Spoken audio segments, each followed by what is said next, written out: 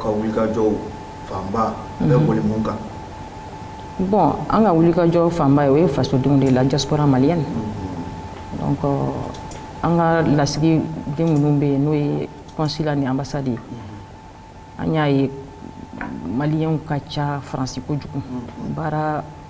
ka misɛn a ka ca. Bon anw kɔni ka laɲini ye k'u dɛmɛ baara la maliyɛnw ka ca kungow ka ca donc an kɔni bɛ ka maliyɛnw bɔ fili la minnu bɛ gɛlɛyaw kɔnɔ k'a ɲini ka olu ladɔnniya ka u dɛmɛ ka bɔ gɛlɛya kɔnɔ parce que tungalasigi a ma nɔgɔn. Voilà. I n'a fɔ bamananw b'a fɔ cogo min ko hakililajigin o fana ye kalanso dɔ ye. Fatumata Jara i bɛ se k'a fɔ an ɲɛna i bɛ Mali kɔnɔ yan bi bɛ yan hukumu jumɛn kɔnɔ? An bɛ Mali kɔnɔ yan bi an nana an ka conseil d'administration ani an ka congrès troisième congrès la. Ayiwa Mariatu e fana i bɛ se k'i nakun fɔ an ɲɛna. N'o kɛra an ka conseil d'administration ani troisième conférence nationale. Ayiwa. Voilà. Ayiwa Mohamed Cherif Aidara n bɛ segin ka kuma tɛŋun e la o de ye k'a fɔ i n'a fɔ ka Jara madame Fatumata Jara ni Mariatu y'a fɔ cogo min u nana conseil d'administration ani conférence aw ka tɔn conférence nationale la i bɛ se k'a fɔ an ɲɛna munna aw sɔnna ka nin sigi ninnu kɛ nin wagati in kɔnɔ ni n ko nin wagati in bɛɛ lajɛlen b'a dɔn k'a fɔ déplacement ma nɔgɔn sisan walima fara ɲɔgɔnkanw ma nɔgɔn sisan ka kɛɲɛ ni coronavirus bana ye munna aw sɔnna k'aw ka nin instance ninnu convoquer nin wagati in na. Alors bita ye bamanankan de ye donc bi yafa deli mɔgɔ mun bɛ ka arabu kɛ bamanankan faamu c'est vrai conseil d'administration ani conférence nationale o de bɛ an ka gafe kɔnɔ waati de b'a la n'o waati sɔrɔ a yamaruyalen don an ka da lajɛ an ye baara min boloda ka bɛn o waatiw kɔnɔna na ko o ɲɔgɔn fɔ ɲɔgɔn ye k'a lajɛ baara jumɛn wɛrɛ de bɛ se ka kɛ ka an bɛ haliya min na o bɛ se ka ɲɛ ka taa fɛ cogoya min na yanni ye don kuma kɔnɔna na n b'a fɛ ka madame la présidente k'a fɔ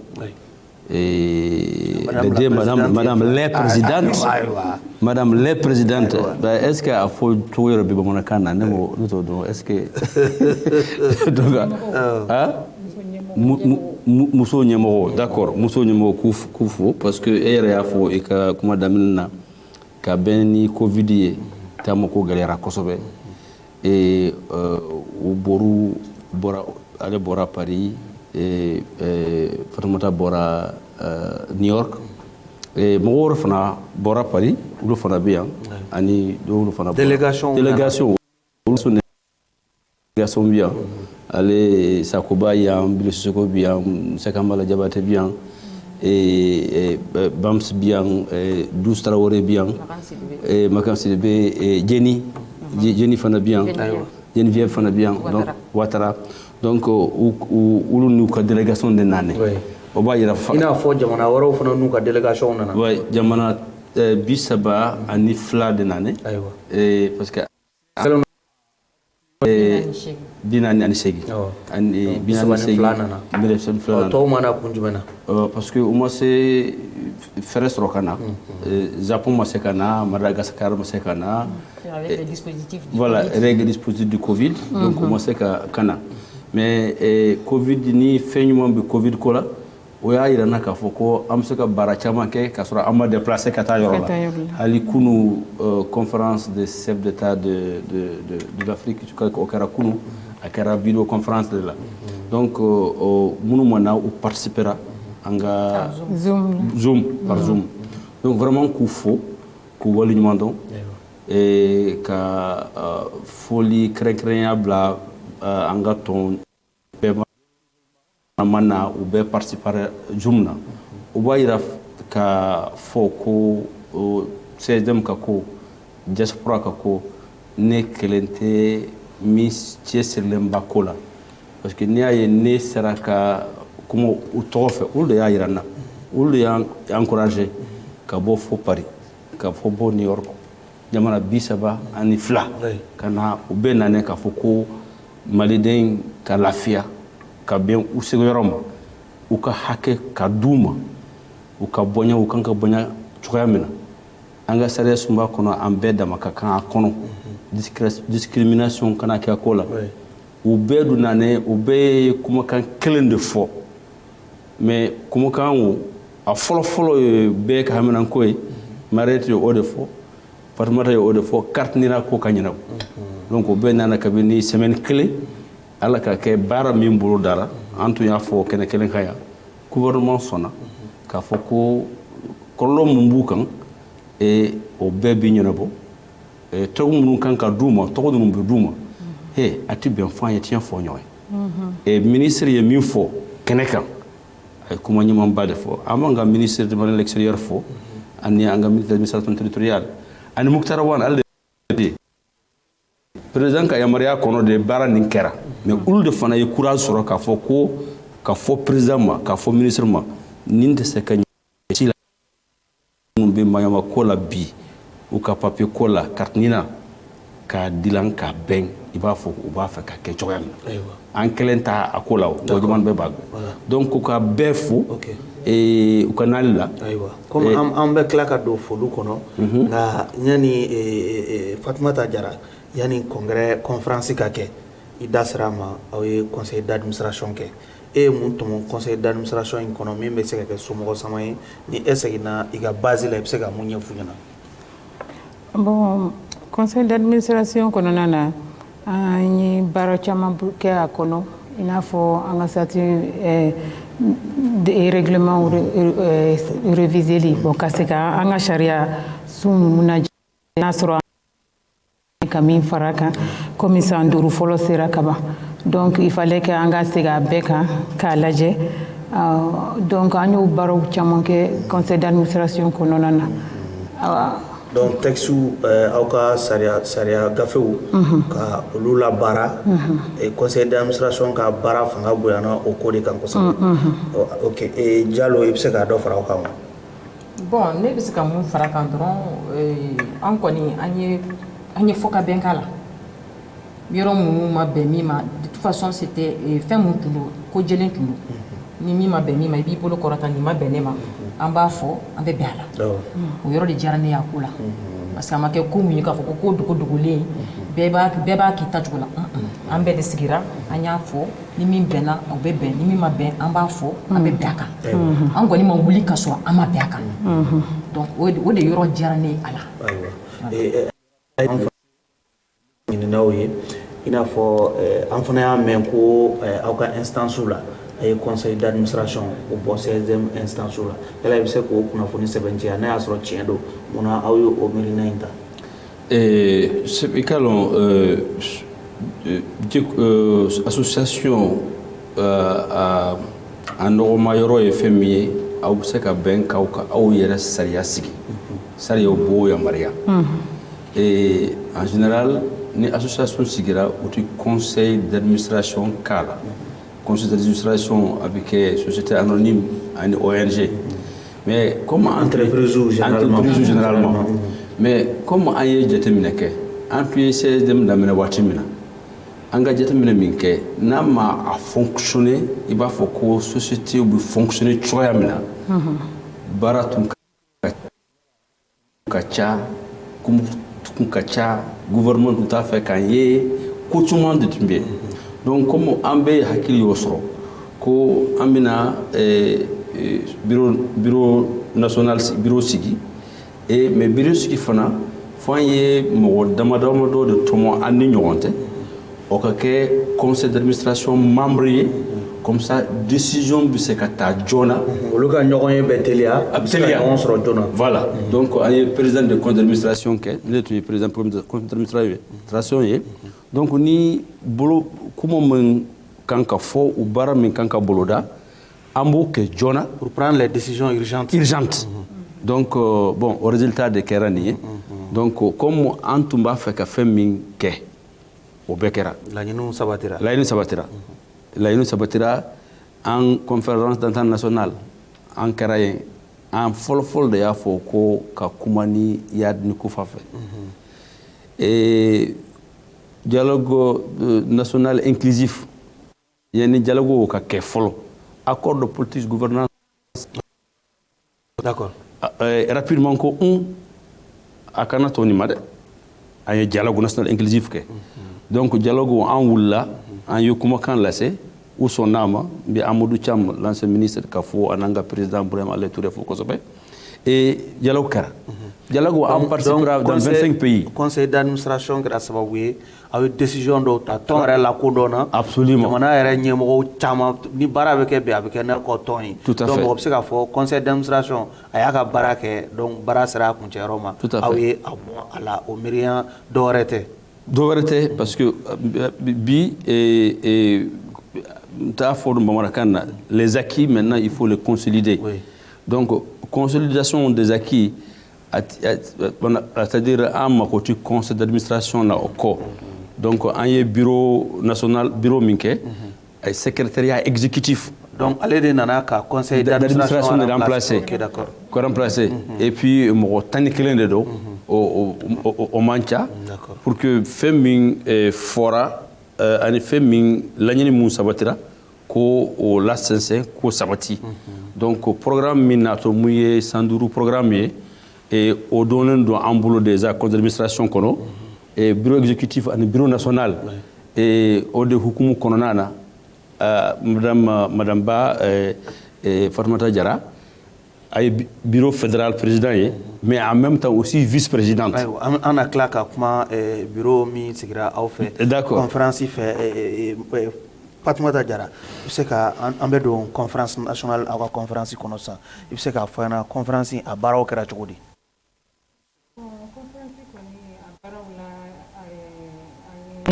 introduction kɛ daminɛw kɛ fɔlɔ ka se ka mɔgɔw bisimila en même temps wuladafɛla baaraw la an ye baara caman k'o fana kɔnɔ baara minnu kɛra conseil d'administration ye décision minnu ta an segir'olu olu kan ka walasa parce que hali n'a adopté n'a u sɔnna ma conseil d'administration na il fallait que an tun ka na n'a ye congrès fana na awɔ congrès la k'a ɲɛfɔ k'a fɔ yɛlɛma minnu fana kɛra ka tila tuguni ka segin ka voter ka sɔn barisa conseil d'administration o ye mɔgɔ damadamani ye mais conférence o ye tɔnden bɛɛ lajɛlen ye awɔ donc pour que a ka diya bɛɛ ye a ka kana fɔ ko décision dɔ taara dɔ kɔ donc an sigira bɛɛ kan kelen kelenni tuguni ka tila k'a bɛɛ voter kɛ a kelen kelenni tuguni fo ka taa bɛɛ tɛmɛ donc après tuguni an sɔrɔla ka baara fana kɛ bureau kura sigili la ayiwa awɔ Mariétou i bɛ se k'a fɔ an ɲɛna kumakan gɛlɛn jumɛn walima hakilina gɛlɛn jumɛn u taara 16e ka ni 3e conférence nationale hokumu kɔnɔ bon hakilina gɛlɛn minnu taara u ye yɛlɛma donna baaraw tagacogo la dɔɔni parce que u ye fɛn dɔw don gafew kɔnɔ kuma dɔ n'a bɛ fɔ ten bamanankan na donc minnu tun t'a kɔnɔ pour que ka kow sigi sen kan a ka diya bɛɛ ma bon ani bureau kura mun fana sigira donc bɛɛ bɛnn'a ma bɛɛ sɔnn'a ma vote kɛra bɛɛ sigili place la bɛɛ y'a dɔn et puis bon a yirala k'a fɔ bɛɛ bolo ka don a la ka a dɛgɛ nɔni an bɛɛ de ta don donc den kɛrɛfɛ tɛ yen bɛɛ de ta don bɛɛ de kan an bɛɛ de ka k'a la maliyɛn bɛɛ ka k'a la diaspora bɛɛ ka k'a la donc bureau sigili dun fana an b'a dɔn nin sugu la ni tɔn kɔni bɛ sigi ni bureau bɛ yɛlɛma walima ni bureau kura bɛ sigi wɔyɔntan tɛ aw ta kɛra cogo di wɔyɔ ma kɛ kɛlɛ ma kɛ wɔyɔ ma kɛ hali kuma ma da ɲɔgɔn kan alhamdulillah an bɛ barika da Ala ye bureau kɔrɔ mun tun bɛ yen olu ka démission rendu tranquillement bureau kura sigira kiri ma kɛ wɔyɔ ma kɛ place dira min ma fana bɛɛ y'a dɔn i kan ka sigi yɔrɔ min o y'i place de voilà donc il y a pas eu de problème ma kɛ yen ayiwa Mamadu Cherif Hayidara nin 3e conférence aw ka tɔn n b'a dɔn a kun cɛra ni min ye o ye danaya kurakuraya ka da i y'a minɛ ni hakilina jumɛn ye Emice n b'u bɛɛ fɔ kɛrɛnkɛrɛnnenya la nana ka na seereya kɛ anga bara tebe poloma parce que enfin habituellement donc à chaque fois que souvent dit que kola ou kele le gon ni police be wele police chama ni tumbe kunu akila ka fo kele na boko mais faut me boire et ne bu wol mando awara tumbe kenaka awara tumbe kenaka donc bu wol mando ka fo ko dania kura daneka moko chama de bien ni bi bara mina bu suko o nyokonke elle peut le faire très bien comme à Bala kaka Amérique mais elle le fait très bien en France avec ce que pour la président mais où y a la nini ka fo ko min damina abi kadouye ne ngoma aywa no yo fo ngo sona mais sona ere bolo o korobe ke muyi o korobe ke lanaya lanaya ani walima ma jagay bolo mena ma jenge madala ni mena hanna jenge na femba bo ala femba bon ka bo mina kono donc il y a pas un œuvre parfait mais alhamdulillah an kan ka jo anga joro la adam diaspora ka kola an jorala et ne an tumbe Mauritanie et tumbe Abidjan donc nous y hakili bla commune bi concertation ke ambi action ta ko ne ka barake chugo ko bena uma donc a kadouye et ka foko ne ka continuer sans doute konan ne condition kelen drone de fuye ngo awi madame choya men ambe de barake nyon fe ga résultat ni soro naw fono boke tugun ka do yere fraka ngoni bison am ko be ya ka hakilnandi anaka kumaka ko il faut doubler d'effort ta fo dum bamarakana kam madame sanduro konan parce que an yi plan de ke amena femi ke okono et ne ye dolu maninga pourquoi avoir fait que ne ka président yetum gouvernement yele conférence que kulu ka foko anyana bora anga carte nadla ya et dit anga wasu den soroli anga dialogue national inclusif asebelen ba ko et bibi alhamdulillah mo fla de bambulo c'est ko nane bam Cissé ani Massaran Touré et fin saba mun tora ulu hakilla fin fla mun kera et o ye tamasire ka foko sababu mun tora o be se ka so parce que ka bo ulula wanere mo bambulo bi ka fu be se ka kuma kan ni la c'est comme o de anga la sigide mun be se te kono à fin sabana y collectivité de la diaspora pour que en y 10% et asam anga waso den hake manake hake faut 10% kadama parce que c'est raison croix de na opérationnaliser avec des raisons moyens donc assemblée coro on est sous-représenté na quel député que me flyer faut diaspora et député mouranso et à flana collectivité diaspora l'année en bas ka conseiller chargé de migration tafo dum bamarakana auprès du président de la République conseiller chargé de migration auprès le ministère d'Ourou fana bien faut que conseiller mimbora immigration na ka tout trophée parce que devant l'enjeu mondial donc au de hukum kono on y collectivité diaspora la nyini afin enana fa y banque d'investissement so et yere de kadinye donc sanduru nato o kala de bina ke donc yere de kadinye du yatere alors encore si ça gouvernement mun jo yoro la ka anga Mali développé am sa fan chama fo mais até femi aka fo mu jo yoro la am mutikaw am fo ke alala ka ke anga nyama wala ka soro hadi université Tambul école technique Tambul kay kaw yu munke université ti école technique ti aw bugunu kaw aw yu mundeke alors donc ni amena immigration ni ko nyenabo ka l'affaire ki akola fo gouvernement qui joa joro la en vice-président du Canada Touré en ministre chargé de réforme de l'industrie en baraka barade ke ñon fait pour que le plan d'industrialisation de Mali ta for bamrakan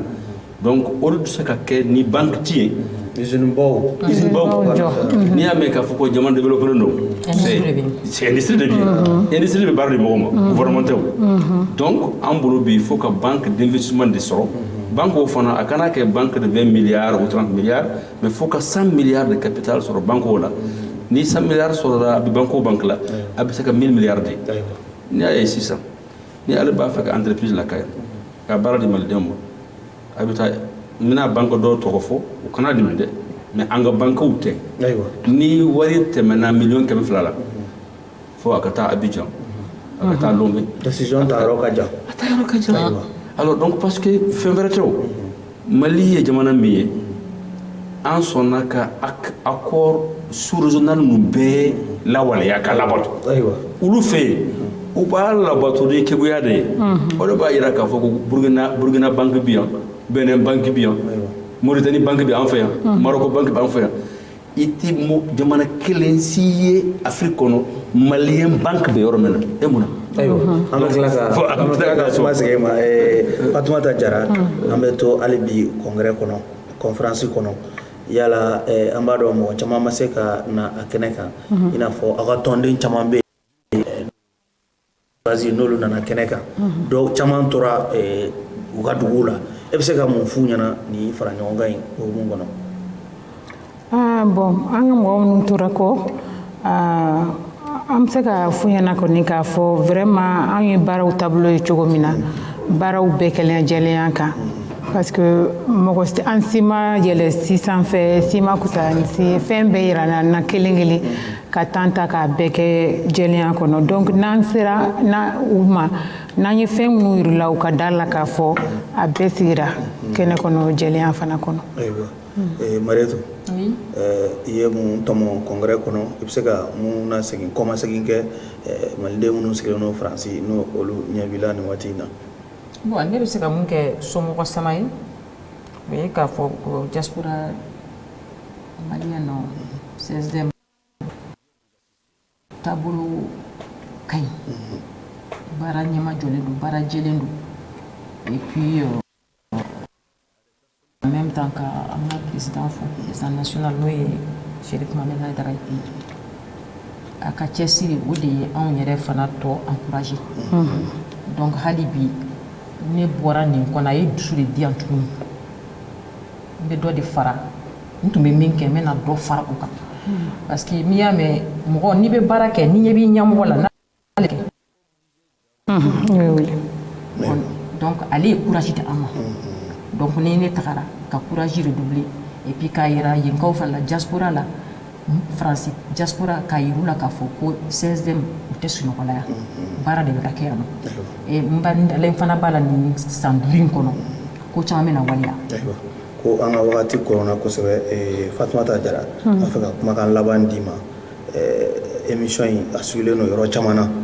i bɛ se ka mun fɔ maliden minnu sigilen don kɔ kan nin waati in na an kɔni ye chance sɔrɔ k'e sɔrɔ an fɛ yan i bɛ se ka folikan walima kumakan jumɛn ɲɛsin u ma ka kɛ ni aw ka tɔn miirinaw ye. An ka foli b'an ka lasigidenw bɛɛ ye ayiwa an b'a f'u ɲɛna k'a fɔ halisa an tɛ sɛgɛn an tɛ ɲinɛ an ka lasigidenw dɛmɛni na sabula gɛlɛya mana kɛ fan o fan an bɛ wuli k'an jɔ a la bon ala ye chance min d'an ma fana o y'an ka président ye ale yɛrɛ ma bolo jigin fiyewu ko belebeleba a bɛɛ ka taa sɛbɛ la donc vraiment an b'a f'u ɲɛna k'a fɔ halisa bureau kura min sigilen filɛ ni ala sɔnna ma an bɛ dɔ fara. e yɛrɛ jɔyɔrɔ kɛra jumɛn ye o bureau kura in na. ne kɛra vice présidente ye. e ta bonya na kosɛbɛ ala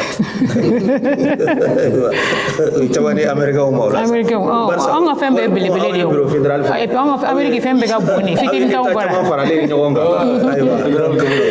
awɔ. dɔw de tun y'i ka kumakan laban ye. ayiwa Mariétou an bɛ kumakan laban di fana ma. ayiwa ne ka kumakan laban ye de hali bi an b'an cɛsiri dɔrɔn an nana an bɛ taga ni force de bɛ taa tuguni komi n y'a fɔ cogo min kuma fɔlɔ la an ni fanga de bɛ taa tuguni dɔrɔn ka effort redoubler et puis bon bureau sigi in fana a kɛra an ma wasa ye donc ne yɛrɛ kɛra secrétaire chargé du genre et la protection de l'enfant dɔ farala ne fana ka baara kan o dɔ de bɛna fara cɛsiri fana kan wajibi ye fila bɛɛ kɛra ko félicitations alors Mohamed Cherif Haidara an bɛna kumakan laban di e ma an b'a dɔn i kɛra danaya kurakurayali kan e ka baara kun fɔlɔ bɛna kɛ mun ye nin mandat kura in kɔnɔ alors fɛn min adoptera conseil d'administration mun ye o la bonya o la waleya kɛ ko la waleya passeport ko ka ni carte na ko ko ni bɔra mais passeport ka kɛ san 10 ye maretu di passeport san 5 dama san kelen kelen a bɛna yan pour te san 10 dama ka to faransiw ka ko la kɛmɛ wolowula bi naani ni kelen u tun ye wari sara ka terrain san wari o dununa u y'a di mɔgɔ minnu na collectif min bɛ yen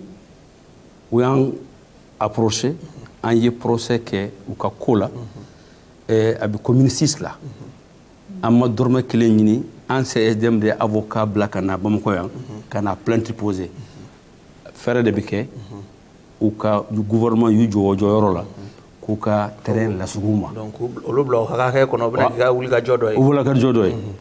ye fɛn min ye banque nin ye fo banque nin ka sigi sen kan mais an bi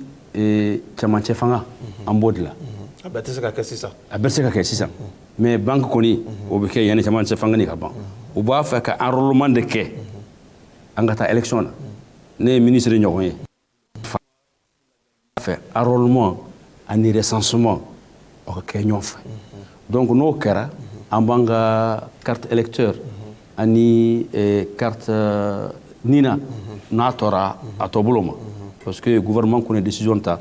a ko bɛna ɲɛnabɔ yan o liste ka jan mais kuma lasɔrɔ a bolo ma u ka haminen ko fɔlɔfɔlɔ ye min ye bi o de ye u ka carte nina ye o bɛ ɲɛnabɔ a fɛn filanan i tɛ se ka jamana mara ni e yɛrɛ tɛ jamanaden hakɛ dɔ mun sigilen bɛ Mali kɔ kan donc recensement kɔ ka kɛ alors que mɔgɔw y'a dɔn k'a fɔ an ye maliden minnu sigilen bɛ kɔ kan parce que aw b'a minɛ kɔkan maliyɛn t'an di dɛ an ye maliyɛn minnu sigilen bɛ kɔ kan aw kɔni tɛ Mali kɔnɔ yan ayiwa en tout cas an tɛ kɔkan maliyɛn alors comme ne ye solution sɔrɔ a la ka application dɔ dilan CSDM application tɛ dɛ application min bɛ se ka recensement kɛ donc o y'a kɛ Amérique ye donc an b'a fɛ ka gouvernement ma dɛmɛ ka o bɛ se k'u inspirer o hakilina ni ɲɔgɔn voilà donc ne b'a dɔn ka wari t'u bolo kunu Union européenne min taara n b'u fo ambassade de France n b'u fo États-Unis n b'u fo n bɛ bɛɛ fo ye ministre minnu nana n b'u bɛɛ fo mais Union européenne nana kunu kumakan ɲuman min